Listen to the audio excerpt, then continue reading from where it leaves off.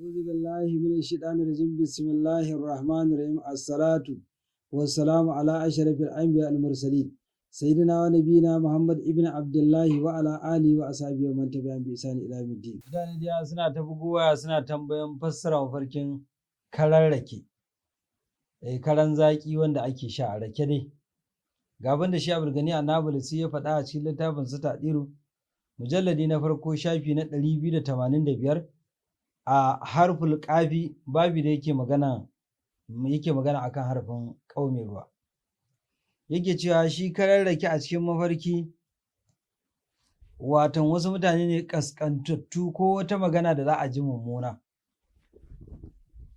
Wanda ya yi mafarkin a hannunsa akwai karan rake kuma ya dogara da wannan karan raken.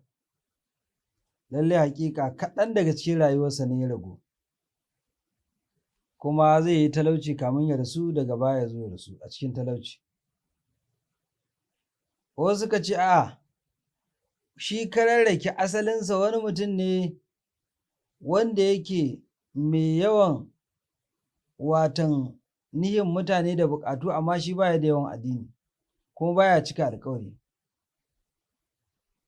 Idan kuma karan raken ya zamanto mai zaƙi ne mai kyau ne irin karan rake da ake ce ma karan rake farisi, to lallai wannan zai yana nuna cewa akwai watan wata dukiya wadda take ‘yar wulaƙantacciya ‘yar kaɗan kuma akwai shari da wahala da za a samu bayan wannan.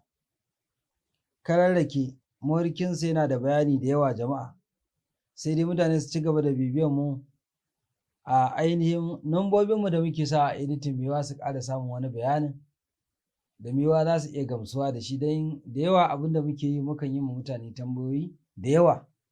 Ta wannan tambayoyin za mu iya gane wani zai karan rake ya zama masa alkhairi, wani zai mafarkin karan rake ya zama masa sharri. Jama'a muna yi ma kowa fatan alkhairi. Assalamu alaikum.